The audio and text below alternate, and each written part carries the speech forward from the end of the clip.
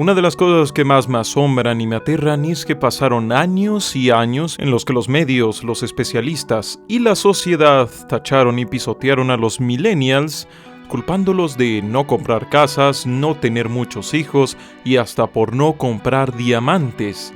Prácticamente esta generación era vista y tratada como lo peor de lo peor. Hasta que un día los economistas se dieron cuenta de la obvia e insultante realidad de que no tenían dinero y que los empleos a los que esta generación podía acceder no solo eran escasos, sino además malos y mal pagados. Básicamente, la gente culpó a una generación de no ser rica en la era de la crisis económica mundial de 2008. Algo tan ridículo como que en la Gran Depresión del 29 culparan a la generación de la época por no tener para comer. Y no bromeo. Sí hubo una queja a los millennials por no comprar tantos diamantes como en otras generaciones se compró.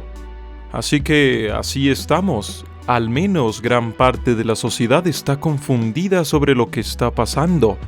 Y por tanto, lo mejor que ha podido hacer es culpar, de una forma bastante terrible, a la generación que irónicamente es la principal víctima de esta era, donde comienza a ser cada vez más notorio que la identidad moderna está decayendo.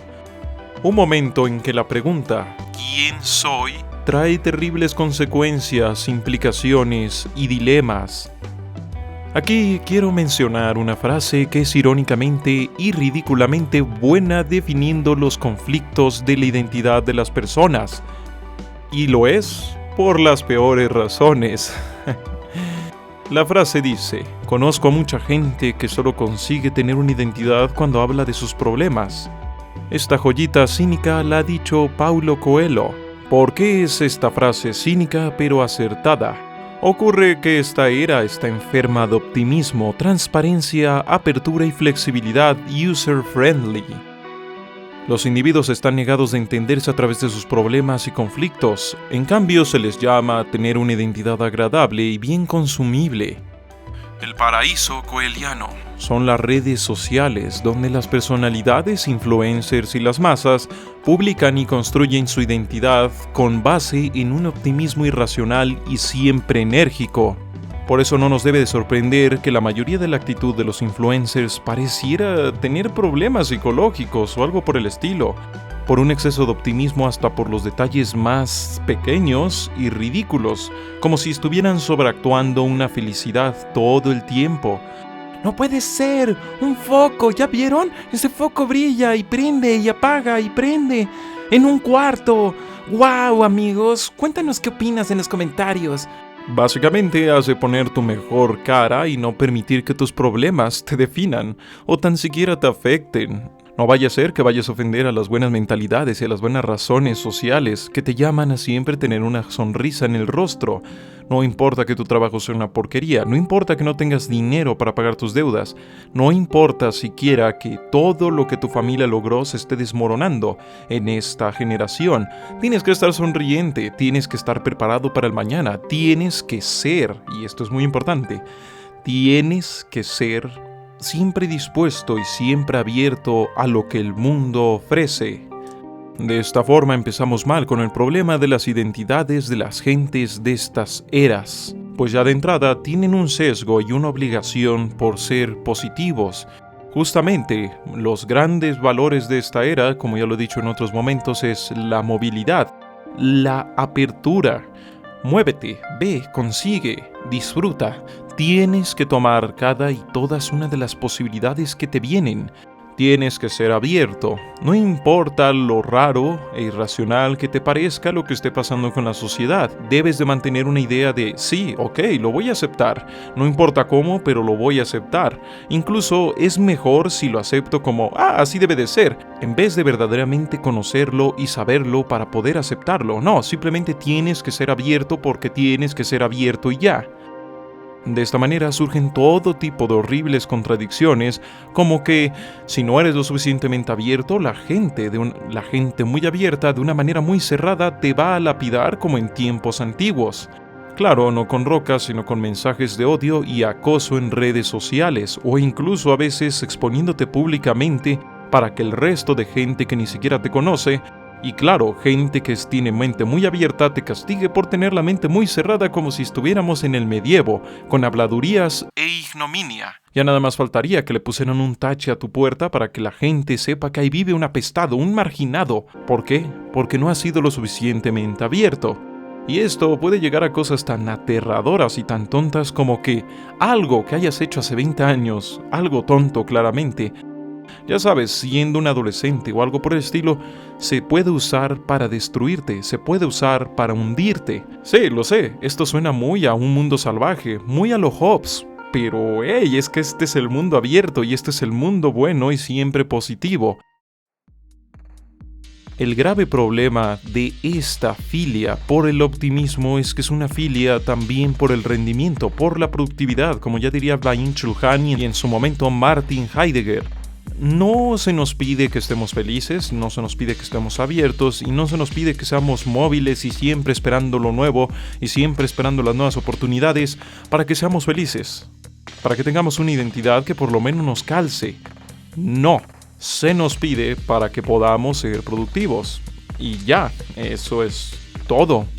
¿Y por qué se nos pide que seamos productivos y a la vez consumidores? Claro está. Porque a raíz de la globalización y de los cambios que van haciendo a la economía personal cada vez más incierta, el mundo se va viendo a sí mismo como un festín, como una especie de banquete interminable, donde hay experiencias, hay personas, hay vidas, hay modos, hay visiones, hay bla bla bla. Lo hay todo y esa es la gran promesa, ese es el gran sueño del ciudadano cosmopolita, el consumo de todo cuanto se pueda. Así como si el mundo fuera un centro comercial donde hay que ir y buscar todas las tiendas posibles. Así como si el mundo fuera un centro comercial, ya no un bazar con tiendas familiares y tiendas locales, sino un centro comercial donde todo y todos se van amoldando a ser consumibles y a ser consumidores. Entonces, para poder cumplir con toda esta exigencia de ser bien libres, de ser bien móviles y de ser bien optimistas, hay que quitarle todo el peso extra al individuo. Básicamente, dejarlo en un individuo, en un superindividuo que está solo. Y ya, eso es todo lo que tiene. Su familia, su comunidad, si es que la llegó a tener, sus propios principios morales, sus principios éticos y mucho más. Todo eso es un lastre. Todo eso debe de estar siempre abierto a lo que puede llegar y a lo que puede ser. Y probablemente saldrá mucha gente a decir, sí, antes era diferente, antes era mejor, pero no es cierto. Justamente esto ya pasó al inicio de la modernidad, cuando nuestros antepasados fueron sacados del campo para ser llevados a la ciudad, a los cuales se les exigió un cambio total de vida. Ahora iban a ser individuos, ya no iban a vivir en sus tierras, sino en un departamento o en algún lugar. Aún así, por lo menos la promesa era muy bella. Si te metes a trabajar en esta empresa, durarás aquí hasta que de verdad ya no puedas, te vas a jubilar y vas a tener una vida tranquila. Esa era la promesa, pero fue todo un cambio de a mí me pertenece lo que produzco y lo vendo porque soy un campesino o soy un artesano, a simplemente yo opero una máquina o yo soy el que le pone las tapitas a los refrescos. Es todo un cambio de vida y todo un cambio de visión. Ya no eres el dueño de tu trabajo, ahora eres el dueño de lo que produce la venta de tu trabajo, o sea, de un salario. Ya no eres el zapatero, ya no eres el horticultor, ya no eres esto. Ahora solo eres el obrero número tal que vive en el departamento tal. Básicamente eres una sucesión de números y de documentos. No eres esa tierra que está allá abajo, no eres esos olores, no eres esa gente y esos mores que vivían en tu comunidad. Como ya dije, eso ya ocurrió hace más de un siglo. Lo que pasa ahora es que esto ocurre a cada rato, ocurre cada vez más rápido. Hey, ya no eres un estudiante, ahora eres un empleado. Hey, ya no eres un empleado, ahora eres tu propio jefe. Hey, ya no eres tu propio jefe, ahora trabajas para una empresa en la cual es tu jefe, pero al mismo tiempo les rindes cuentas. Ya no eres eso, ahora eres un operador de call center, bla bla bla bla bla. Sobre esto dice Zygmunt Bauman que la vida media de un empleo en Silicon Valley es de apenas 8 meses. Así que vivimos un shock menor al que vivieron nuestros antepasados cuando tuvieron que venir a las ciudades a trabajar en fábricas o a desempeñar oficios. Pero aunque menor este shock, lo vivimos más y más y más. A veces, una vez cada tantos meses, otras veces, una vez cada tantos años, pero lo vamos viviendo una y otra vez. Vamos cambiando. Todo es cambio, todo es adaptación, todo es seguir moviéndose. Todo es amarrarse a la rueda y esperar que la rueda en algún momento u otro no dé un giro tan brusco como para que salgas despedido y ya no puedas seguirle. Es como si nosotros fuéramos celulares y tuviéramos miedo de quedarnos obsoletos. Todo esto y mucho más que vamos a seguir comentando es lo que está quejando a la identidad de ahora. ¿Quién puedo ser y cómo puedo ser si puede que eso en lo que me voy a convertir de aquí a 3 años ya no me sea útil? ¿Qué tal que me vuelvo un sujeto defensor de sus principios, asertivo y siempre dominante? Pero luego pierdo mi empleo, lo pierdo todo y me veo obligado a trabajar otra vez de obrero hasta abajo de una planta de producción como ayudante general. ¿Cómo puedo mantenerme? ¿O qué tal si soy una persona bastante servicial, que me siento cómodo siguiendo órdenes, pero de repente, pierdo mi trabajo, pongo un puesto de comida callejera, me va bien y ahora, a pesar de que todos me dicen que está muy bien, que yo sea mi propio jefe, me siento vacío y me siento extraño, me siento abotargado por ser yo el que tengo que estar dando las órdenes, por ser yo el que me tengo que encargar de todo cuando yo lo único que quería era una fuente de dinero para estar tranquilo? De forma que el contexto nos prohíbe y nos castiga por ser demasiado definidos, curiosamente. Pero tranquilos, no es que se esté yendo al diablo todo o algo por el estilo. Hay que entender que es un cambio. Hay que ver que tampoco en la época de las comunidades todo fue mejor. Esto es parte de ese increíble debate de la filosofía, libertad o seguridad. La comunidad nos daba seguridad, pero nos imponía más reglas. Tú eras hijo del carpintero, así que muy probablemente tenías que seguir siendo hijo del carpintero, y así lo sería tu hijo. Así va a ser y así debía ser. Si bien eso ya no te daba la libertad de elegir a ti un futuro, pues sí te daba una seguridad de lo que ibas a hacer, te daba una seguridad de que el pan no te iba a faltar. Te daba eso, comodidad, y te daba una clara identidad, aunque un poco flexible. En el ahora tenemos libertad, no digo una libertad total, ni una libertad muy bella, pero es una libertad mayor frente a lo que acabo de decir. Bien, tu papá es carnicero, a ti no te gusta, tú quieres ser pintor, pues lo haces, lo intentas y si te va bien, pues qué bueno. Tu papá es pintor y es de izquierdas, tú te quieres volver un carnicero y aparte te vuelves de derecha. Obviamente tu padre te lo prohíbe, no está a favor de ello, pero ¿sabes qué? Te marchas de la comunidad, porque propiamente hablando ya ni siquiera hay comunidad, no estás sintiendo que estás perdiendo algo grave al irte. No sé, a un pequeño departamento o otras cosas más, porque todo el maldito mundo pareciera estar, gran parte del maldito mundo pareciera que está en sus principios de los 20, rentando un lugar para cumplir algo, para ver si algo jala, para ver si algo amarra, y si no, pues se regresan a otro lugar o se van a un lugar más barato. Y sí, todo eso es libertad, pero no hay que olvidar que la libertad siempre conlleva incertidumbre, siempre conlleva eso de no tener, para variar, seguridad. Es claro que con lo que he dicho sea bastante lógico y entendible que haya una gran población, que gran parte de la sociedad esté buscando de algún modo u otro revivir o reconstruir comunidades para siquiera tener un poco de seguridad. No exactamente de que se comprometan a esa seguridad, es que eso es lo chistoso, seguridad sin compromiso, identidad sin ataduras, o básicamente identidad sin límites.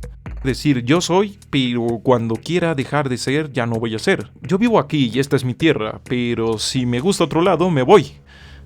A esto lo llamará Bauman comunidades estéticas, muy diferente a las comunidades éticas.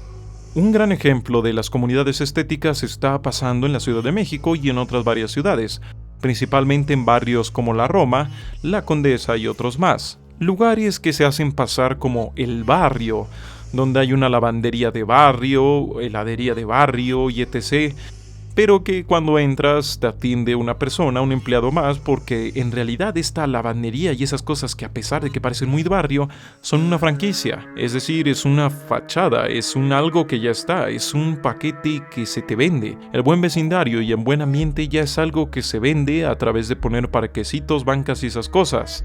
Ya no es algo que sea parte de verdad de una comunidad, algo que tarde en construirse años y años y años, sino simplemente algo que está ahí, algo que a veces administra, pues, por parte de quienes vendieron, por parte de quienes te venden o te rentan el departamento.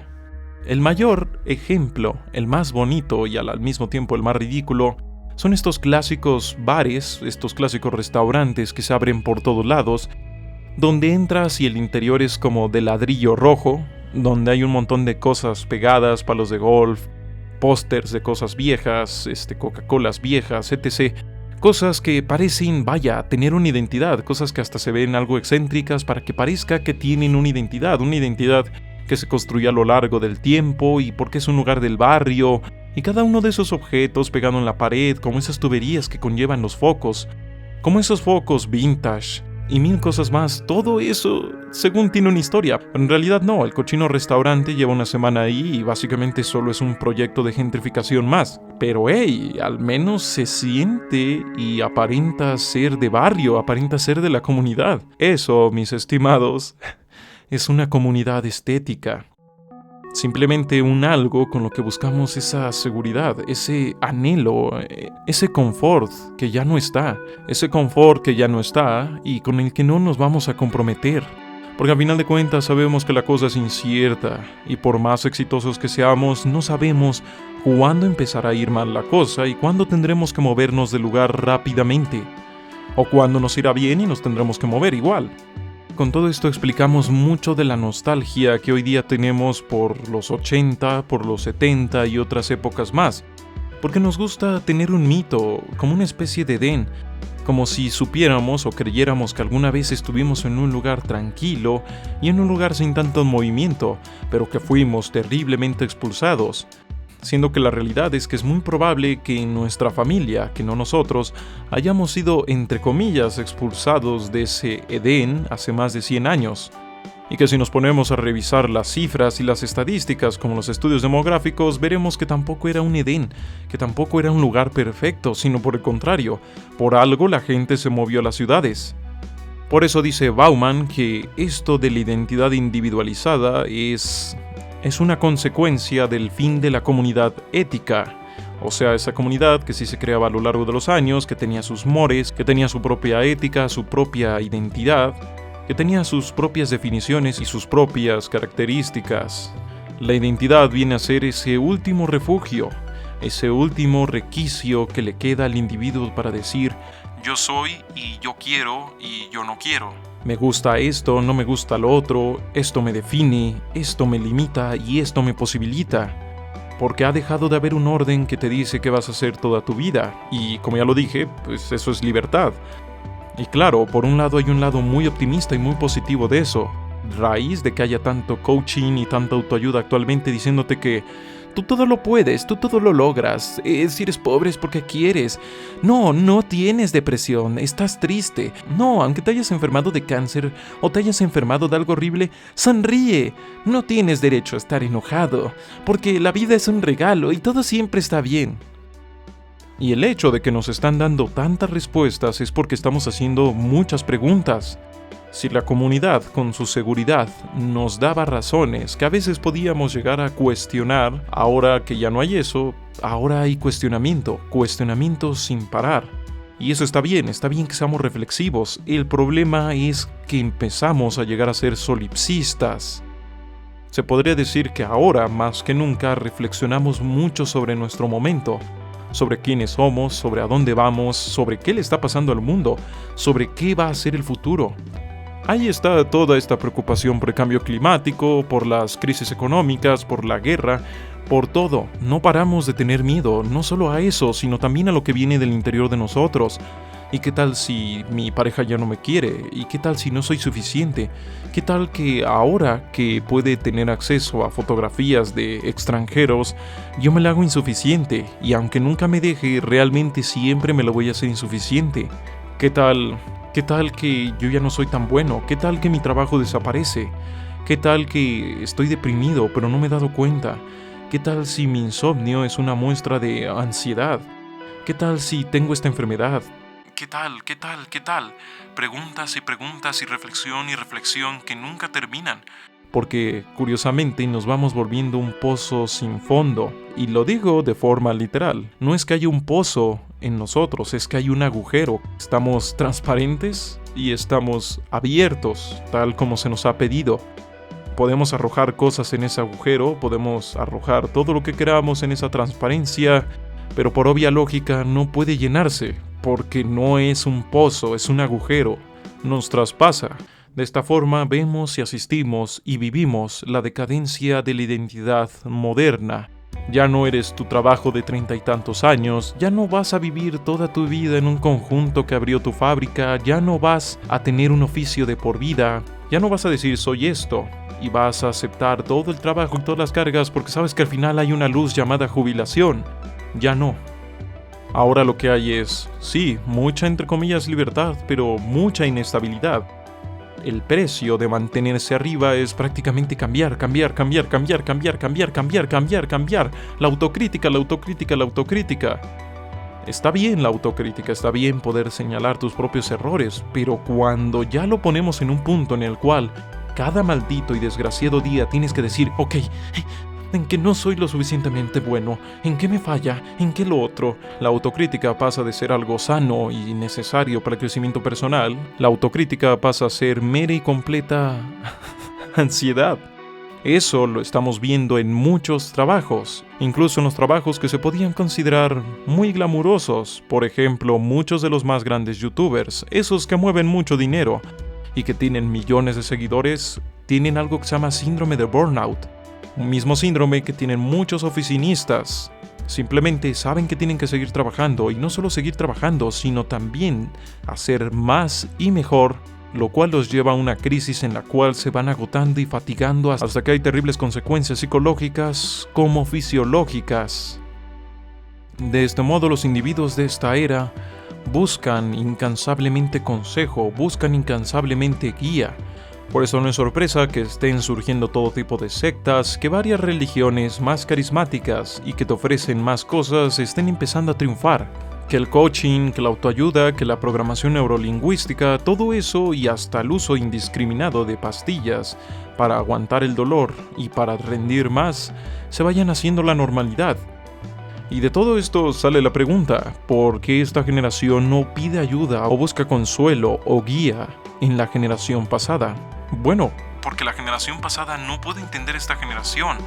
Son diferencias muy brutales y es un puente muy grande porque el mundo no ha dejado de cambiar desde que la generación pasada se jubiló o empezó a jubilarse.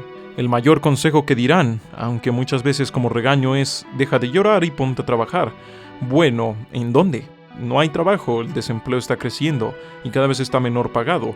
Y no solo es que esté menor pagado, sino por problemas de inflación y por problemas económicos más allá de cada individuo, el dinero ya no vale tanto. Ya no puedes comprarte una casa como si nada, ya no puedes comprarte tal o X cosa que antes te costaba 5 o 7 años de trabajo, ni siquiera en toda tu vida. No sin quedar completamente endeudado. La pasada generación le dirá a esta, hey, tranquilízate, no es para tanto, verás que todo se soluciona. Mientras al mismo tiempo llevan a esta nueva generación y a las que vienen a clases de hockey, a clases de boxeo, clases de canto, clases de matemáticas, clases extracurriculares, clases para pasar el examen, clases para esto, clases para lo otro, y sin saberlo, ya desde niños ponen a sus hijos en una carrera de ansiedad y de desesperación. Porque aunque la pasada generación diga que no tiene miedo y que se siente tranquila, en realidad se muestra que no es así. En todos sus intentos de guiar, controlar y sobre todo de hacer muy eficiente y competitiva la vida de sus hijos. O por el otro lado, aquellos padres negligentes que buscan vivir nuevamente toda esa juventud que no tuvieron por andar trabajando como locos. En realidad hay miedo y hay frustración. Porque es claro que el mundo donde crecieron ya no existe. Y esa es la razón por la cual la nueva generación no acude a la vieja generación, porque muchas veces no pueden evitar dar consejos para algo que ya no es válido. Así pues, tenemos a un montón de sujetos que su propia identidad ya es una crisis. No es un lugar, no es una roca, sino es una onda. Algo que tiene que estarse moviendo, que tiene que cambiar de frecuencia, que tiene que apagarse y prenderse. Es eso. Y que a pesar de que pues sí, le dicen que toda su vida depende del mismo y todo eso, pues ante problemas nuevamente, como ya lo mencioné, muy grandes, como el cambio climático y todo eso, sabe que no puede hacer mucho. Por lo cual pensar y pensar una y otra vez en esas cosas lo lleva a darse cuenta que es irracional creerse tan libre y tan independiente. Y también lo llevan a sentir un miedo profundo. Así que este es el gran problema con la generación millennial, que están en medio del choque entre el viejo mundo que se está yendo y entre el nuevo mundo que viene. Se sienten más cercanos y más identificados con el viejo mundo, con esa generación que, aunque los ha tachado de lo peor y los ha regañado y les ha dicho débiles, pues a final de cuentas es lo que conocen. Este nuevo mundo que viene todavía se les hace muy extraño y muy difícil de entender, por lo que muy seguramente de aquí a 20 o 30 años veremos a millennials molestando y hablando muy mal de las nuevas generaciones, tal como lo han hecho en este momento con ellos. Entonces, ¿cómo definirse? ¿Cómo decir quién eres? ¿Cómo decir qué quieres y todo eso? Uno de los graves problemas de esta era es que todo se basa en finalidades, en objetivos, pero las finalidades y los objetivos o se alcanzan o no se alcanzan, e invariablemente si no se alcanzan o no se alcanzan, dejan de ser importantes, porque si los alcanzas ya está, ya los cumpliste, ahora hay que meter otro objetivo. Si no lo alcanzas nunca es como una losa que cargas a tus espaldas. Entonces mi propuesta es que deberíamos de virar hacia ponernos principios. Lo que tienen los principios es que aunque pueden ser duros y formales, pues son principios, no finales. Pueden dirigirse por varios caminos hacia muchos y muy diferentes finales. Pero aún así, mantenerse como principios. Y bueno, ¿qué principios? Claramente ya no es exactamente tu comunidad. Claramente ya no es exactamente la tierra donde naciste y otras tantas cosas más. E incluso la forma en la que te ves, porque todo eso puede cambiar, por ejemplo con cirugía plástica. Entonces, ¿qué podría hacer? Es difícil responder esa pregunta, así que solo puedo responder con lo que un servidor ha hecho. En mi caso yo sé que vengo de donadies, de campesinos que trabajaron la tierra y pelearon para luchar y sobrevivir, para siempre buscar llegar más allá, no solo económicamente, sino también como personas, para ser felices, para comprender y para conocer. Así como si fuera un puño de tierra que me guardo en el bolsillo, de aquellas tierras de los lugares que nunca voy a conocer. Más allá de las historias y las anécdotas que me han contado, llevo ese trozo de mí, de mi pasado, de mi presente y de mi futuro. Porque aunque claramente yo no soy un campesino, puedo entender y puedo fraternizar. Puedo sentir esas raíces extendiéndose hasta mí, esa necesidad de pelear, esa necesidad de sobrevivir, pero también de disfrutar, también de reír, también de encontrar la felicidad y la tranquilidad en las pequeñas cosas. Porque, ¿para qué se lucha si no es para regresar a casa? ¿Y qué es la casa, sino los amigos y la gente que se quiere? De este modo, y con algunas cosas más, es como me he definido en esta era, atendiendo a mi pasado, atendiendo a mi presente y atendiendo al futuro. Ya lo decía Bauman, que la identidad es siempre inconclusa, siempre un proyecto, algo que no para sino hasta el día que dejamos de respirar. Hay que entender eso y abrazar la cuestión de que tiene limitaciones, no como una jaula, sino comprendiendo que esas limitaciones a veces son una brújula, para entender y para pensar hacia dónde hemos de movernos, a veces para romperlas, o a veces para buscar caminos alternos, o incluso a veces para sentirnos cómodos dentro de ellas. Obviamente para todo esto hay que tener en cuenta que estamos en la decadencia de la identidad moderna. Saben, he conocido gente joven, y no solo gente joven, sino gente ya muy metida en un estilo de vida muy rápido, a los cuales ya no les importa ni les genera ningún problema tener que mudarse de un lado para otro todo el tiempo, porque propiamente no tienen una idea de una casa, de un lugar al que regresas donde hay cierta gente que te hace saber que ese lugar es de donde vienes, o de donde vienen tus padres, o tus abuelos, o lo que sea. Conozco gente para la que todo esto es lo normal. Eso es lo que está ocurriendo.